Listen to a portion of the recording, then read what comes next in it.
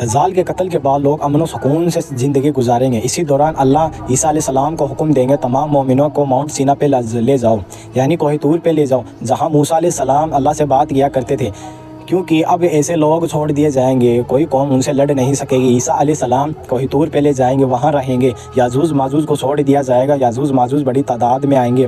ان کا پہلا گروہ دریائے تبر سے گزرے گا، اس کا سارا پانی پی جائیں گے۔ دوسرا گروہ گزرے گا، وہ کہیں گے کبھی یہاں پانی بھی تھا، وہ ٹڈیوں کی طرح پھیل جائیں گے، زمین پر تباہی مچائیں گے، زمین پر ہنگامہ و قتل و غارت کریں گے۔ زمین والوں کو قتل کر دیا، اب آسمان والوں کو باری ہے، آسمان پہ تیر ماریں گے۔ جب تیر نیچے آئے گا تو خون میں بھرا ہوگا، ایک طرف وہ اپنی شیطانیوں کاموں میں مصروف ہوں گے، دوسری طرف عیسیٰ علیہ السلام اپنے ساتھیوں کے ساتھ ماؤنٹ سینا میں ٹھہرے ہوں گے۔ ساتھیوں کو بھوک کا سامنا کرنا ہوگا۔ اسی نازک موڑ پر عیسیٰ علیہ السلام اپنے ساتھیوں کے ساتھ دعا کریں گے، ان کی دعا قبول کر لی جائے گی۔ یاجوج ماجوج کی گردنوں میں جراثیم پیدا کریں گا، وہ ہلاک ہو جائیں گے۔ حضرت عیسیٰ علیہ السلام اپنے ساتھیوں کے ساتھ نیچے اتریں گے، دیکھیں گے ساری زمین ان کی لاشوں سے بھری ہوگی۔ پھر ساتھیوں کے ساتھ دعا کریں گے، اللہ ایک تیز ہوا بھیجے گا، پرندے آ جائیں گے، گردنوں سے اٹھا کر لے جائیں گے۔ ان کے تیر اور تمام اتنی تعداد میں ہوں گے، انہیں لوگ 7 سال کا لکڑی کے طور پر یوز کر لیں گے۔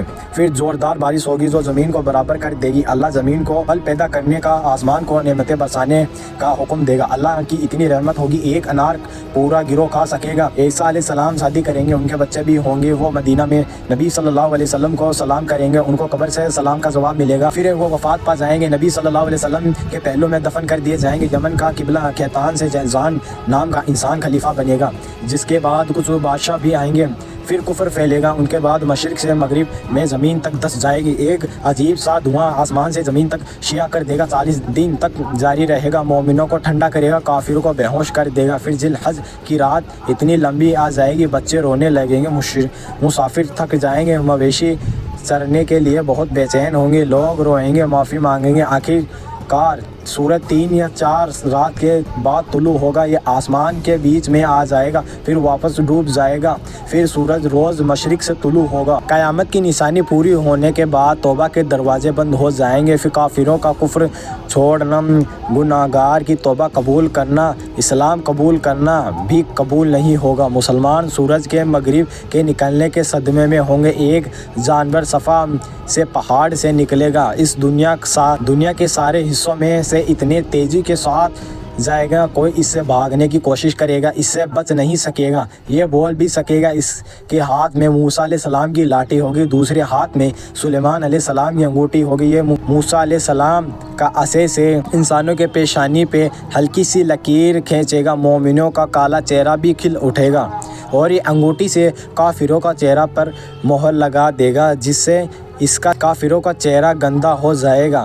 اس طرح تمام مومن و کافر کھول دیے جائیں گے، اور کفر کی نشانیاں کبھی نہیں بدلے گی۔ کافر کبھی بھی کفر سے نہیں ہٹیں گے، مومن اسلام سے کبھی بھی نہیں ہٹیں گے۔ قیامت کے 40 سال پہلے خوشبودار ہوا مسلمانوں کے بغلوں سے نیچے نکلے گی، جس سے تمام مومن کی موت ہو جائے گی۔ افریقہ کے لوگ خلبہ کریں گے اور کعبہ کو توڑ دیں گے، خدا کا خوف شرم حیا نہیں رہے گی، حکمرانوں کے ظلم، عوام کے جھگڑے بڑھیں گے، بتوں کی پوجا، قانون کی خلاف ورزی، بھوک و بیماری پھیلے گی۔ دنیا کی افسوس تری میں شام کا بھلا ہوگا، سارے لوگ شام روانہ ہو جائیں گے، دوسری ساؤتھ کی طرف آگ نمودار ہوگی جو دنیا کے لوگ کو شام میں لے جانے کے لیے مجبور کرے گی، پھر غائب ہو جائے گی۔ 40 سال دنیا کے خالص گزریں گے، یعنی کوئی نیا بچہ پیدا نہیں ہوگا،